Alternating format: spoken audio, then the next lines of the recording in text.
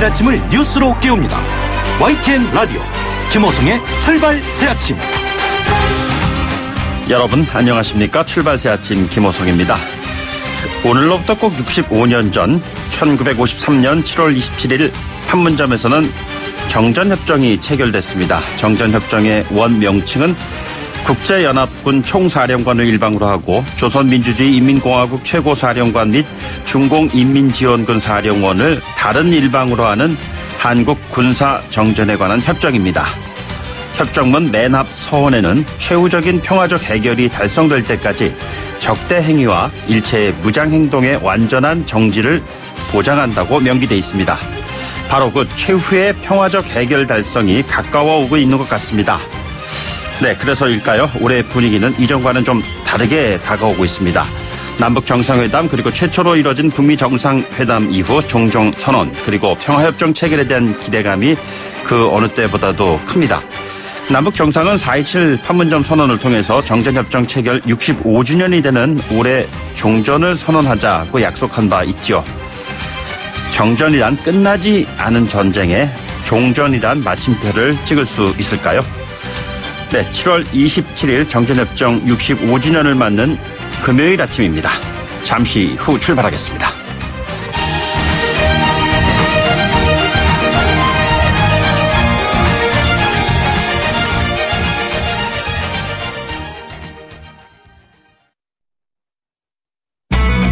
YTN 라디오 김호성의 출발 새아침. 지금까지 들어온 뉴스, 오늘 꼭 아셔야 하는 뉴스 정리해 보도록 하겠습니다. 시사평론가 이종훈 박사 나오셨습니다. 어서 오십시오. 네, 안녕하세요. 네, 이번 한 주 고 노회찬 정의당 의원 참 많은 눈물을 좀 흘리게 만든 한 주였어요. 오늘 연결식이죠? 네, 국회장으로 이제 치러지기 때문에 네. 오전 10시에 국회 본청 앞에서 이제 열립니다. 이 문희상 국회의장이 공동장례위원장이고요. 국회의원 전원이 장례위원을 맡은 상황입니다. 네네. 문희상 국회의장이 연결사를 할 예정이고 정의당 이정미 대표, 심상정 전 대표가 조사를 낭독할 예정이고요. 네네. 그 이후에 오후 1시에 서울 원지동 추모공원에서 이제 화장을 한다고 하고요. 장지는 경기도 남양주시 마석모란공원입니다. 예, 오늘 그 열리는 연결식은 일반 국민들도 참가가 가능합니다. 예. 그리고 어제 오후 7시부터 이 연세대 대강당에서 추모제도 열렸고요. 네네. 그런데 오늘 그 연결식에 김병준 자유한국당 비대위원장이 불참하기로 해서 이게 약간 좀 논란을 낳고 있습니다. 무슨 다른 일정이 있는 건가요? 네. 6.25 전쟁 유엔군 참전의 날 기념식에 참석을 한다 그래요. 네네. 뭐 보수의 가치를 좀 부각하는 뭐 차원에서 간다라고 얘기가 나오고 있고 김성태 원내대표는 참석을 한다고 합니다. 연결식에. 이 김병준 위원장이 조문을 하긴 했습니다. 네네. 네. 그렇긴 한데 뭐 약간 이게 좀 뒷말이 좀 나오고 있네요. 네. 뭐 고인을 떠나보내지만 또 고인이 남기고 가는 메시지가 무엇인지 뭐 생각을 좀 하면 좋을 것 같습니다. 문재인 대통령이 어제 호프집을 찾았어요. 이게 광화문에 있는 호프집이었나요? 네. 조금 좀 저 개인적으로는 때늦은 감이 없잖아 있다 이런 생각을 좀 합니다. 과거엔 그 고건 총리가 그 대학로에서 호프집에서 그 젊은 사람들이랑 같이 호프 마시면서 그랬었죠. 뭐 그런 행사를 하기도 했었는데요. 그런데 이제 문재인 대통령은 대선 공약을 딱 하셨잖아요. 네네. 당선되면 퇴근길 시민들과 소주 한잔 하겠다. 아, 그게 그러니까 1년 전인가요? 훨씬 전? 그렇죠. 1년이 이제 훌쩍 넘어버린 거죠. 예, 예. 저는 뭐 그 사이에 몇 번 좀 하셨으면 훨씬 더 좋지 않았을까 이렇게 생각을 합니다만.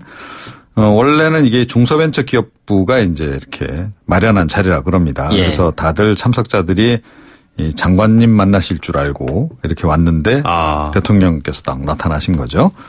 뭐 아파트 경비원, 편의점, 가맹점주, 음식점 주인, 중소기업 대표, 경력단절 여성, 취업준비생, 직장인 등 다양하게 이렇게 모였습니다. 청와대 쪽에서의 얘기는 뭐 최근 그 최저임금 인상을 비롯한 경제 현안과 관련해서 이 현장의 목소리를 듣겠다는 취지다라고 설명을 했고 실제로 문재인 대통령은 들으러 왔다라고 이제 얘기를 했습니다. 여러 가지 이제 어려움들이 이제 많이 쏟아지는 바람에 예정보다도 좀 길어졌습니다. 한 30분 정도. 그래서 1시간 30분 동안 진행을 했고요. 어제 또 문재인 대통령은 2기 개각 첫 인사 농림축산식품부 장관에 더불어민주당 이계호 의원을 지명을 했습니다. 네네. 이게 이제 공석이 된 자리이기 때문에 일단 채우는 그런 의미가 있는 것 같고, 뭐 나머지 그 개각은 협치 개각으로 하겠다. 지금 이렇게 얘기를 한 상태죠. 더불어민주당이 이제 야권과 협상을 해서 이게 결정이 좀 될 것 같습니다. 또 계엄령 문건 논란과 관련해서도 어제 언급이 있었습니다. 문제의 본질은 계엄령 문건의 진실을 밝히는 것이다. 기무사 개혁의 필요성이 더 커졌다. 이 송영무 국방장관을 비롯해서 이 계엄령 문건 보고 경위와 관련된 사람들에 대해서도 잘잘못을 따져보아야 한다라고 언급을 했습니다. 일단 기무사 개혁부터 하고 네네. 송영무 장관 문제도 처리를 하겠다. 이런 뜻으로 읽힙니다. 알겠습니다. 정전협정 65주년인데 오늘 미군 유해 송환이 이루어진다는 그런 얘기가 있어요? 네, 그렇습니다. 네. 최근 미국 측이 판문점에 가져다 놓은 유해 송환용 100여 개 정도의 나무 상자를 이제 북측에서 수령을 해 갔다고 합니다. 네네. 뭐 그래서 결국 이제 실제로 진행이 되는 거 아니냐라고 하는 이제 관측이 나오는 거고요. 오늘 미군 수송기가 원산 갈마 비행장으로 들어가서 한 4시간 정도 이제 거기 있으면서 아마 네네. 이제 수령을 할 것 같고요. 오산 미군 기지로 싣고 나올 것으로 지금 알려지고 있습니다.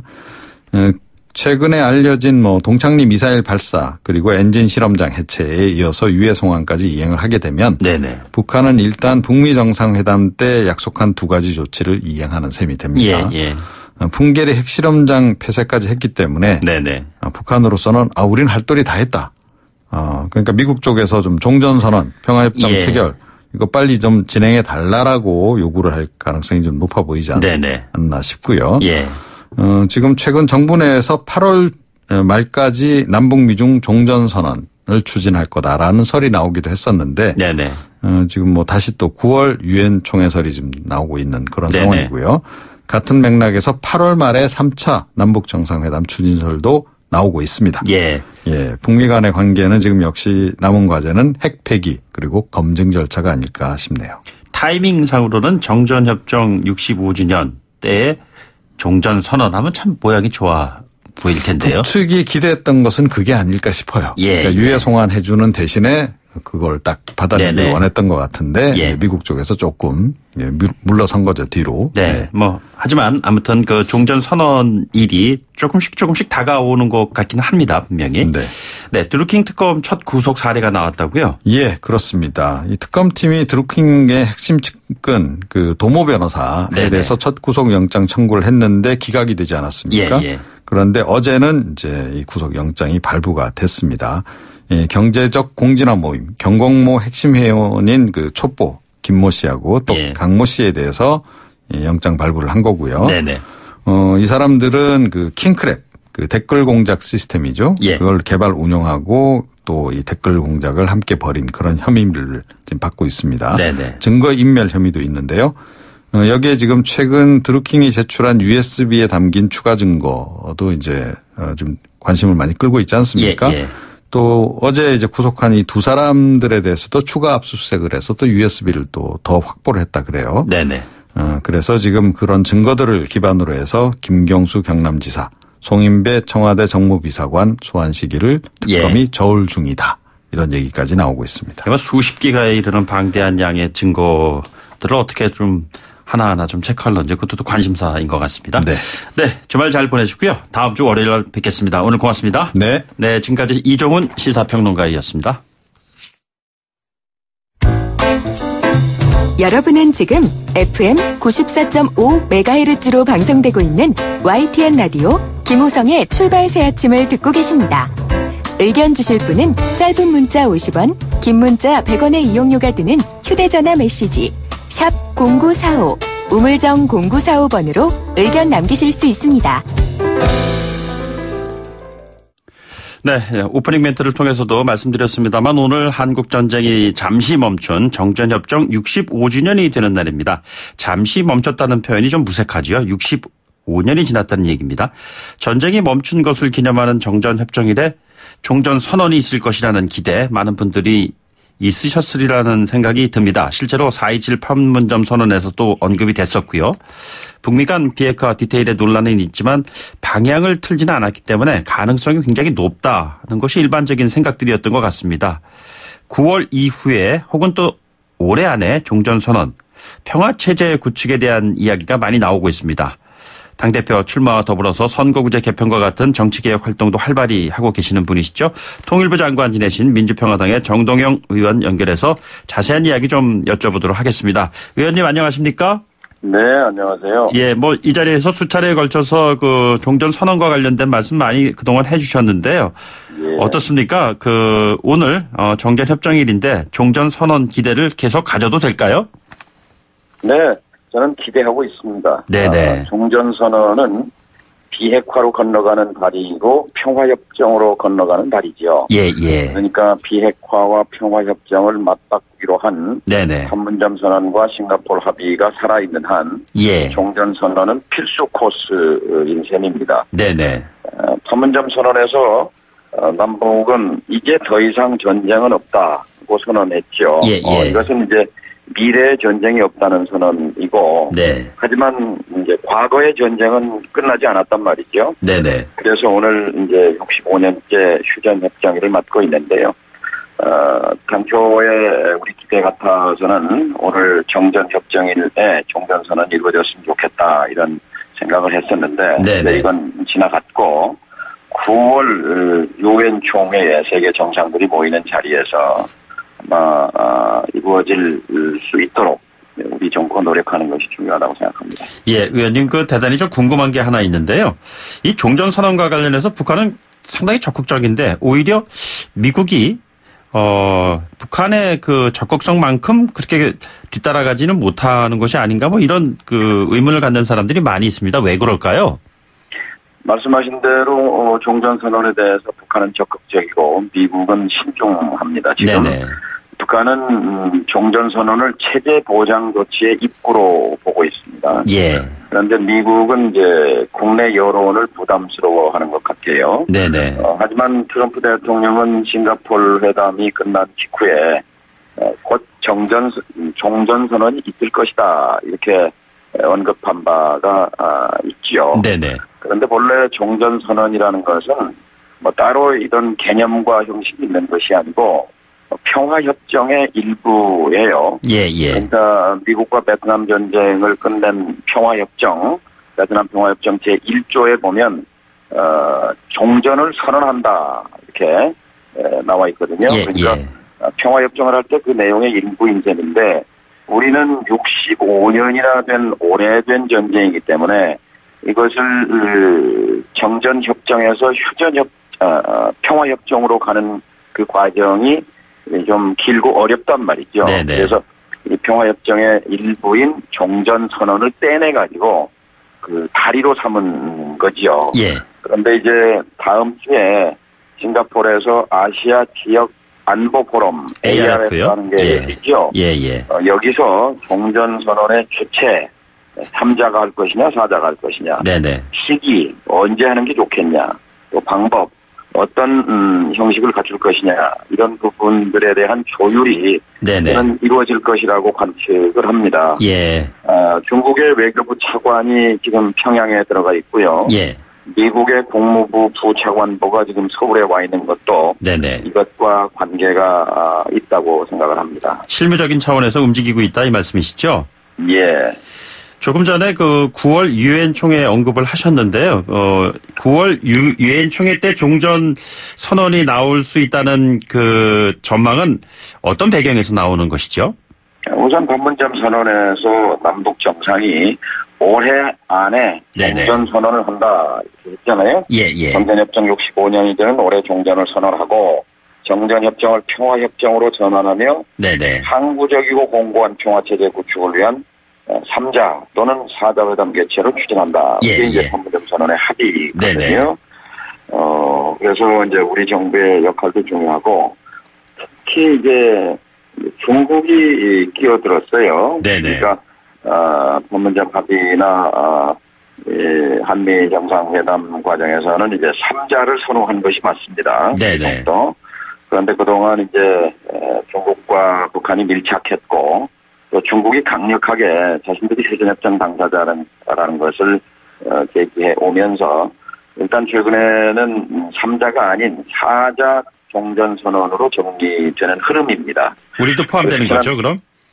그렇죠. 남북미 중이죠. 원래는 이제 남북미 3자고 중국이 굳이 낄 필요가 있냐, 평화협정에 참여하면 되지라는 거였는데 남북미 중으로 되는 대신 일단 중국이 해줄 일이 있습니다.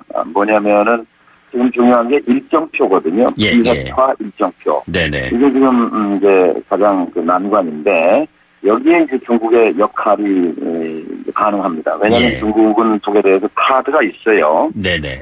경제 제재 완화라는 그런 카드가 있기 때문에 중국이 지금까지는 이제 우리가 미국이 보기에는 해방꾼의 역할, 트럼프 대통령이 그런 말을 하셨죠. 해방꾼의 역할에서 벗어나서 비핵화 일정표를 만드는데 역할을 할 수 있으리라고 보고 또 그렇게 만들어야 하는 거죠. 네네네. 이 비핵화 일정표 지금 말씀하셨는데 저희들 입장에서 봤을 때는 일정표가 자꾸 뒤로 좀 밀려가는 것이 아니냐. 뭐 트럼프 임기 내라는 얘기까지 나오고 뭐 이렇게 지금 그 일정표들이 전체적으로 좀 뒤로 밀린다는 느낌이 드는데 실제로 그런가요? 아니면은 현실적으로는 안 그렇습니까? 이달 초에 폼페이오 국무장관이 평양에 갔었잖아요. 네네. 김정은 위원장도 이제 못 만나고 그랬는데 그때 이제 비핵화 시간표를 기대했죠. 신고 검증을 포함한. 그런데 이제 이게 제동이 걸렸어요. 근데 그때 북한의 불만은 뭐냐면 왜 빈손으로 왔느냐 하는 거예요. 비핵화 시간표를 얘기하려면 종전선언에 관한 시간표도 얘기를 해야지. 당신들은 왜 빈손으로 왔느냐. 이제 이게 발표가 된 거고요. 그 다음에 그때 북이 이제 제기한 것이 다자로 하자. 남북미가 아니라 남북미중으로 하자라고 이제 제기를 한 것으로 알려져 있습니다. 그리고 여기에 대해서 평양에 간 폼페이오 장관이 선뜻 그 대답을 못한 거죠. 그것은 본인이 거기서 결정을 내릴 사안은 아니었고 또 돌아가서 협의를 해서 결정할 문제였기 때문에요. 그래서 소득 없이 이제 돌아오게 됐는데요. 어쨌든 이 종전선언의 주체 문제가 해결되는 그런 분이기 때문에 이 비핵화의 시간표 역시 시간 문제라고 생각합니다. 한반도 운전자론 차원에서 문재인 대통령의 역할은 어떤 것이 있을 거라고 전망하시나요? 그러니까 지금 6.12 언람이 저한테 울리는데 혹시 방송에 나가진 않죠? 괜찮습니다. 싱가포르 합의 이후에 지난 한 달 동안 한국 정부와 문재인 정부가 좀 손을 놓고 있었던 느낌이 들어요. 그러니까 그 사이에 좀 한중 외교, 한일 외교, 또 한미 외교 등등은 좀 박차를 가해서 좀 공간을 만들고 역할을 했더라면 하는 그런 안타까움이 있는데요.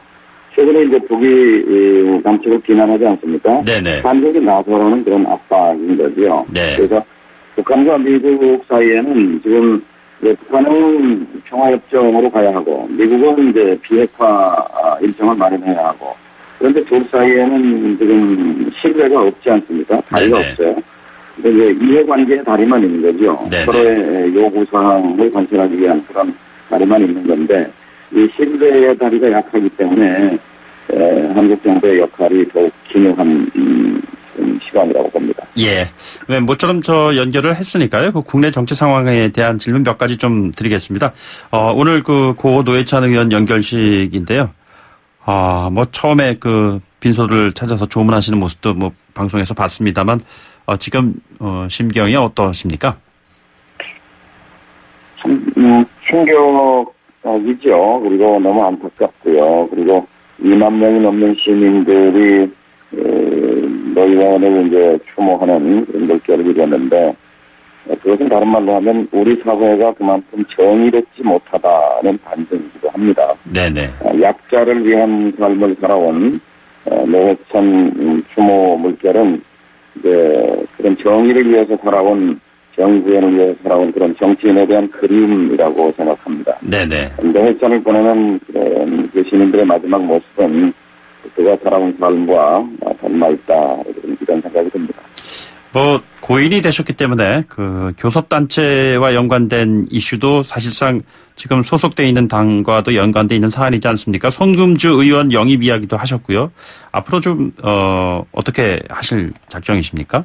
네, 저희들이 이제 20명의 교섭단체 구성 자격을 상실했기 때문에 네네. 19명인데 남원의 이용호 의원, 낮에 손금주 의원이 지금 무소속 상태로 있습니다. 뿌리는 같습니다. 네네. 또 울산의 김종훈 의원도 있고요. 이분들과 적극적으로 좀 접촉을 해서 네네. 국회는 사실 교섭단체가 이루어져야 교섭의 주체로서 국회 운영에 참여할 수 있고 또 그만큼 책임있게 역할을 할 수 있는 거죠. 네네. 최선을 다해서 노력을 할 생각입니다.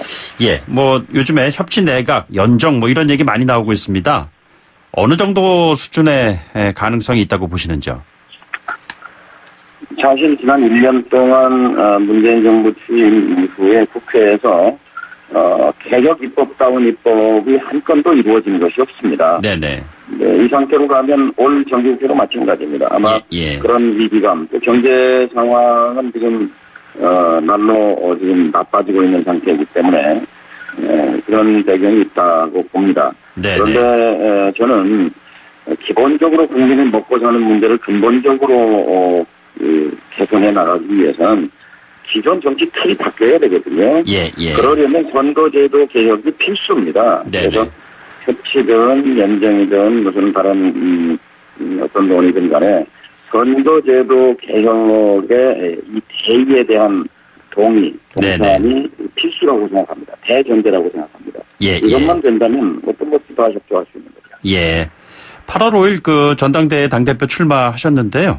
조금 전에 선거제도 개혁 뭐 얘기도 하셨습니다만 이 개헌 문제 요즘에 참 많이 나오고 있습니다. 하지만 그 야당, 여당 온도 차이가 큰데요. 어떤 입장이신지요? 사실 강조드립니다만 개헌보다는 선거제도 개혁이 우선입니다. 네네. 노무현 대통령이 퇴임 후에 대통령 한 번 되는 것보다 선거제도 개혁하는 것이 더 중요하다. 이렇게 강조했고 문재인 대통령도 지난 4월 달에 개헌안을 국회에 제출하면서 이렇게 말했어요. 여야가 선거제도 개혁에 합의할 수 있다면 네네. 정권형 권력 구조를 양보할 수 있다. 이렇게 말했어요. 이미 여당은 그런 의지를 대통령이 밝혔거든요. 여러 차례에 걸쳐서. 그렇기 때문에 이 여당이 이제 그 입장을 바꾸면 안 됩니다. 예. 자유한국당의 협조만 참여만 이끌어내면 결국 여야 4당이 모두 5당이 선거제도 개혁에 합의하는 점이기 때문에 이 일부터 털어내는 것이 그 다음 순서로 이제 개헌 문제는 따라올 수 있는 거지요. 선거제도 개혁이다 이렇게 생각합니다. 위원님 저기 그 수화기 쪽으로 좀 입을 좀 가까이 대주고 말씀하시는 게 잘 들릴 것 같습니다. 당권 도전에 나서시면서요. 그 남북 평화 뭐 달리 삶의 평화가 안 오고 있다. 이게 일상의 문제인데요. 자영업자, 소상공인 그 대표하는 당이 되면 지지율이 15% 넘을 것이다. 이렇게 말씀하셨습니다. 어떤 의미이신지요? 지금 우리 사회의 목소리가 가장 약하고 힘이 약한 분들은 자영업자들과 중소기업입니다.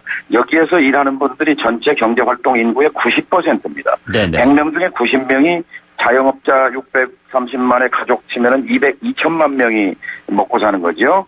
중소기업과 비정규직을 따지면 그러니까 우리 국민의 거의 9할이 여기에 관련이 있는데 이분들이 지금 힘들지 않습니까? 근데 이분들을 정확하게 대변하는 정당, 민주평화당이 자영업자와 중소기업을 위한 정당을 정확하게 표방하고 실천하면 그래서 이분들이 가려운 데를 긁어드리고 또 국회에서 필요한 입법을 하게 되고 이렇게 되면은 민심은 민주평화당이 존재해야 하는 이유를 받아들일 것이고 지지율도 오를 것이다 이렇게 생각합니다. 그 같은 당 대표 도전한 유성엽 의원이요 최근에 흘러간 물이라는 그런 표현을 쓰셨습니다. 흘러간 물이십니까? 아니면 영원한 현역이십니까?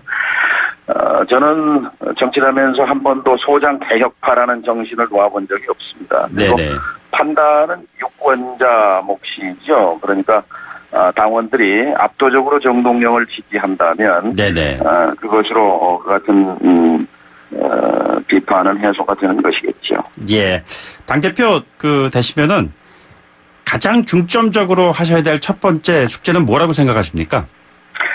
자영업자들을 위해서는 간이과세 과표를 2배 올리고요. 네네. 중소기업에 1억 미만 이익을 내는 영세 중소기업의 법인세를 절반으로 낮추고 네네. 하는 것을 적극적으로 추진해서 12월 안에 뭔가 성과를 만들어내겠습니다. 그리고 선거제도 개혁에 올인하겠습니다. 그래서 네네. 이것은 지금 아주 결정적인 기회를 맞이하고 있거든요. 6.13 선거에서 자유한국당이 뜨거운 맛을 봤단 말이죠. 네네. 지금의 제도로는 총선에서도 거의 살아남기 어려운 그런 조건이라는 것을 확인했기 때문에 자유한국당도 일정한 그 입장 변화가 있는 것으로 알고 있습니다. 따라서 민주평화당이 적극적으로 이 문제를 선도해서 반드시 선거제도 개혁 연동형 비례대표를 도입하게 되면 네네. 우리 정치판과 정치 문화가 바뀌게 되고 이렇게 되면 다당제 민주주의,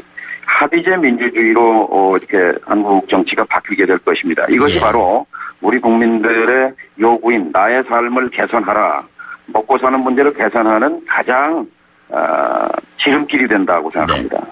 알겠습니다. 오늘 아침 여기까지 듣도록 하죠. 고맙습니다. 예, 감사합니다. 네, 지금까지 민주평화당의 정동영 의원이었습니다.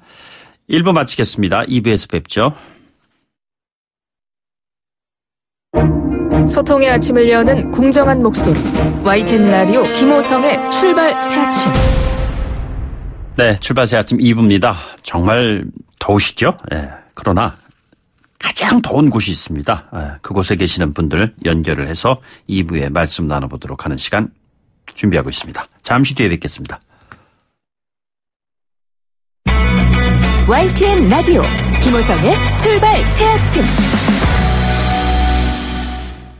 네, 요즘 더워도 정말 너무 덥습니다. 매일 날씨 온도가 경신의 경신을 거듭하면서 최고 기온 기록을 달성하고 있어요. 경상북도 영천시의 신영면 경우는요, 어제 낮 최고 기온이 40.4도였습니다. 또다시 최고 기록을 경신을 했다고 하네요. 대한민국에서 7월에 기온이 40도를 넘는 것 자체가 좀 이례적인 일이죠. 생명을 위협할 정도의 더위다. 이런 지적도 하고 있죠. 전국에서 가장 더운 곳 가운데 한 곳, 경북 영천시 신영면의 도동환 이장협의회장을 전화로 연결해서 한번 그쪽 상황이 어느 정도인지 한번 물어보도록 하겠습니다. 회장님 안녕하십니까? 예, 안녕하세요. 오늘 아침의 기온은 지금 어느 정도예요? 지금 한 3도 되는 건데요. 네. 어제 정말 무척 더우셨죠? 예, 어제도 엄청 더웠어요. 그러니까 어느 정도로 덥습니까? 그 피부로 체감하는 것이요? 그 여기는 오후 한 2시경 되면은. 네네. 막 숨이 막힐 정도예요. 아, 그래요. 밤에는 어떻습니까? 밤에도 계속 에어컨을 틀어놓고 밤새도록 견딜 정도로. 아이고. 예. 이장님께서는 신정면에서 어떤 일을 하고 계시는지요? 저는 사과 농사를 지고 있습니다. 자, 그럼 날이 이렇게 더우면은 그 사과 농사에도 어쨌든 좋지 않은 영향이 좀 있을 것 같네요. 그렇죠. 사과가 온도가 30도 이상이면은. 예. 사과 성장을 멈춰요. 아, 성장을 멈춘다고요? 예, 근데 굵은 게 과일 안 굵어지죠. 그러니까. 예.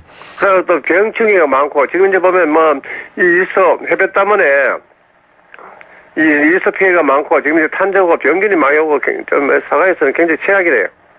그러니까 적당한 일조량은 필요하지만 지나친 햇빛으로 인해 가지고 지금 말씀하신 탄저. 예, 탄저병이랑 사과가 익어가지고 햇빛이 너무 뜨거워가지고. 예, 사과가 지금 부패가 엄청 많이 나오고 있네요. 그래서 많은 분들은 이렇게 더울 줄 알았더면 미리 대책을 좀 세워놓을 거 그랬다 이런 얘기도 하시는데 미처 손을 쓰시지 못한 부분들도 많이 있으시겠어요? 그렇죠. 이렇게 이만치 더울 줄은 몰랐죠. 네. 그래서 어떻게 지금 그 농작물 사과에 대책을 세우고 계시다면 어떤 것들이 있어요? 지금 봐서는 최선이 물을 계속 지금 물을 이틀에 한 번씩 2일간 간격으로 물을 수분을 충분히 주면서. 네네. 또 햇볕 이거 방제 약이 있어요. 탄산칼슘이라고. 네네. 위에 사과 위에 이제 덮어를 하게 되면은 태양을 좀 덜 받아가지고. 예. 병충해 이게라고 그짓을 하고 온갖 방법을 다 쓰고 있습니다. 예, 그러면은 다른 그 작물에 대한 피해도 또 있습니까? 그렇죠. 사과뿐만 아니라 모든 게 이러니까 지금 올 금년도 같은 경우에는 우리 신령 이 지역은 전국적으로 다 그렇겠지만 밭작물은 아마도 원래는 좀 아무래도 없다고 봐야 안 되겠습니까? 지금 이 정도 가면은 밭에 모든 작물이 다 말라가고 있거든요. 네네. 그런데 정작 이렇게 그 폭염 속에서 그 밖에서 일을 한다는 것도 쉽지 않은 일인 것 같은데 어떻습니까? 근데 요즘 별로 우리가 사나무에 소독을 하거나 일을 하면은 아침 5시부터 해가지고 한 8시, 9시 되면 집에 들어와요. 그러면 이제 이미 밖에서 지금 한 차례 일을 하시고 지금 들어와서 전화 지금 통화하시는 거군요. 예, 그렇습니다. 예. 가축 피해 농가들도 있습니까? 있어요. 여기 우리 마을에도 돼지도 좀 기르고 닭은 소수인데 저도 닭을 그냥 계란 목적으로 조금 사용하고 있는데 닭이 다 죽어버렸어요. 그래요? 예. 그럴 경우에는 어떻게 그냥 그대로 폐사된 닭들을 그냥 처리해야 되는 그런 상황인가요? 예, 그렇죠. 폐사되는 건 전부 땅에다가 파고 묻었는데. 네네. 지금 더워가지고 닭이 제일 피해가 많죠. 이게 지금 보통 저희들이 그 가축들을 사육하는 거 보면은 너무 밀도가 높아가지고 가축들이 더위에 약하다고 그러는데 실제로 상황이 그렇습니까? 예, 밀도가 안 높아도 닭이 온도가 35도 이상이면은 굉장히 힘들어요. 35도 이상이면요? 예, 지금 같은 경우에는 닭이 우리는 양이 얼마 안 많아도 이 온도에 되게 못 견뎌요. 이게 양계장에서 기온이 높을 때 닭들을 그렇게 35도 이상이 되는 상황에서 밖으로 좀 풀어놓는다거나 이럴 수 있는 여지는 없는 건가요? 그렇죠. 닭을 많이 하게 되면은 그 정도 풀어가지고 방부 하는 그런 시설은 안 돼 있거든요. 예. 그러면은 그냥 어쩔 수가 없이 그냥 손 놓고 있는 상황이 될 수밖에 없는 겁니까? 예, 그렇죠. 그러니까 추사 위에다가 물을 계속 뿌리고 이런 온도를 내리게 해도 그게 한도가 있으니까. 그럼 비 소식도 지금 없는 상황인데요. 물 확보 같은 거는 어떻게 지금 잘 되시는지요? 예, 그나마도 지난번에 비가 와가지고 각 저수지마다 이제 물이 담수되는 물이 많이 쓰니까 그 물을 사용을 해가지고 계속 지금 아직까지 물 걱정 없이 하고 쓰고 있어요. 이게 지금 개인이 할 수 있는 일과 뭔가 좀 관에서 좀 도움을 줘야 될 그러한 일 따로 있을 거라고 생각하는데 농사 짓고 계시는 입장에서 가장 절실한 대책 어떤 걸 좀 도와줬으면 좋겠다는 게 있으시다면요? 지금 관에서나 크게 도와줄 그게 안 되는 게 이거 천재집은 아닙니까? 더위가 있으니까. 네네. 별로 그렇게 해서 관에서 도와줄 게 없어요. 우리가 지금 봐서는 이 더위에서는. 예. 영천은 사실상 대구하고 인접해 있는 지역이어서 흔히 그냥 대구 사과 이렇게들 얘기를 많이 하는데 그럼 올해 사과 작황이 별로 좋지는 않겠어요? 예, 지금 봐서는 원래는 지금 계속 이대로면 사과 작황은 많이 부족해요. 네, 모쪼록 폭염 속에서 농사 짓느라고 너무 애쓰시는데요. 아무튼 좋은 작황이 좀 이어질 수 있도록 좀 최선의 노력 다해 주시고 도움이 될 수 있는 그런 주변 환경이 마련됐으면 합니다. 예. 이장님 오늘 말씀 고맙습니다. 예, 감사합니다. 네, 고맙습니다. 지금까지 경북 영천시 신령면의 도동환 이장이었습니다. 자, 이번에는요. 정말 전국에서 가장 덥다는 경상북도 영천시 행정을 총괄하고 계시는 분이시죠. 최기문 영천시장을 전화로 연결해서요. 어떤 대책 세우고 계시는지 한번 물어보도록 하겠습니다. 시장님 안녕하십니까? 예, 안녕하십니까? 최기문입니다. 예, 안녕하셨습니까? 조금 전에 신령면의 도동환 이장님을 연결을 해서 현지 상황이 어떤지 좀 얘기를 들어보니까 더위 때문에 정말 참 올해 농사가 참 힘들겠다 이런 얘기를 하셨는데요. 이게 지금 기우제라도 지내야 되는 것이 아닌가 이런 얘기도 많이 하는데 시장님은 어떻게 지내고 계시는지요? 네, 한마디로 숨이 턱턱 막힐 정도로 기온이 높습니다. 네네. 이틀 전 우리 영천의 신령면이 40도를 넘겼는데 대한민국에서 가장 뜨거운 지역으로 기록이 됐습니다. 네네. 어제 또 경신을 했습니다. 낮 동안 바깥 활동하는 것도 힘들고 밤에는 열대야로 잠도 설치고 모두가 힘든 상황인 것 같습니다. 예, 8월 중순까지 계속된다고 하는데 영천시의 제일 큰 걱정거리는 뭔가요, 그럼? 지금 이제 이렇게 폭염이 계속되면 지금 영천시는 농축산업의 비중이 높기 때문에 네네. 이 폭염이 장기화되면 여러 가지 극심한 피해가 예상됩니다. 예. 우선 지금까지 영천시의 축산업 피해 상황은 폭염이 시작된 7월 초부터 현재까지 돼지가 한 30가구에 760여 두. 네네. 닭이 5가구에 한 9,900수입니다. 네네. 이뿐만 아니라 젖소 그 차기량이 감소하고 산란율이 저하고 사료 섭취율 감소에 따른 2차적인 피해가 발생하고 있어서 안타까울 따름입니다. 예. 그리고 과일이 주산이다 보니까 포도, 복숭아, 사과 등 과수농가에서도 입이 타고 과육이 물러지는 일소 피해를 입고 있습니다. 예. 그러면 폭염 대책 준비하고 계시는 건 어떤 것들이 있으신지요? 저희들은 주요 간선도로와 이면도로에 살수 작업을 탄력적으로 해가지고 예. 온도를 1도라도 더 한번 내려보자고 그렇게 활동하고 있고요. 네네. 현재 살수차를 2대에서 4대로 추가로 운영하고 있습니다. 예, 예. 이번 살수 작업이 폭염 완화에 조금이나마 도움이 될 수 있기를 기대하고 있습니다. 예. 이게 더위도 더위입니다만 농업, 축산업 하시는 분들이 이렇게 돼서 수입이 뚝 떨어지게 되면은 경제적으로도 어려울 텐데요. 이런 부분에 대한 대책 같은 건 따로 세우고 계신 게 있으신지요? 이제 자연재해는 사전에 대비를 어떻게 대비하는지가 가장 중요하다고 생각합니다. 예, 예. 이미 우리 영천시는 폭염에 의한 가축의 경제적 손실을 방지하기 위해서 지난 6월부터 특별 태스크포스 팀을 구성해서 상황실을 운영하고 있습니다. 예, 예. 축산농가의 재빙기라든지 대형 선풍기, 면역 강화용 사료를 공급해서 네네. 폭염 예방에 만전을 기하고 있습니다. 예. 그나마 다행인 것은 피해 농가가 모두 가축재해 보험에 가입되어 있어서 네네. 농민에게 직접적인 손실은 없는 것으로 파악되고 있습니다. 보험에 가입되어 있으면은 사육 두수에 비례하는 피해가 발생했을 때 보험료가 지급이 되나요? 예, 그렇게 알고 있습니다. 예. 네. 예. 문재인 대통령도 보면은 폭염을 재난 수준으로 인식을 해야 한다 이런 언급도 하셨는데요. 중앙정부의 도움이 필요한 부분은 어떤 것들이 있습니까? 원래와 같은 폭염은 인명재산 등 피해 범위가 매우 넓습니다. 네네. 매년 지구 온난화로 인해서 예상치 못할 정도로 기온이 올라가는 이런 폭염은 지역의 국소적인 문제가 아니라고 생각됩니다. 예, 예. 그래서 국가 차원의 대처를 위해서는 재난에 폭염을 포함시키는 것이 시급하다고 판단하고 있습니다. 예. 시장 당선되신 지 이제 한 달하고 보름 정도 지나셨잖아요. 네. 자, 이 같은 사안을 미리 예상하시긴 좀 어려우셨을 텐데 앞으로 폭염 대비, 예방 대책 이런 것들 미리미리 좀 세워두셔야 하지 않을까 싶은데 어떤 계획을 갖고 계시는지요? 예, 자연재해를 미리 예측해 대처하기는 매우 어렵습니다. 네네. 그렇지만 폭염은 매년 비슷한 시기에 찾아오기 때문에 예측이 그나마 용이하다고 생각합니다. 네네. 이제 매년 기온이 높아지는 추세이므로 내년에는 올해보다 더 예방과 대비를 철저히 하겠습니다. 예, 예.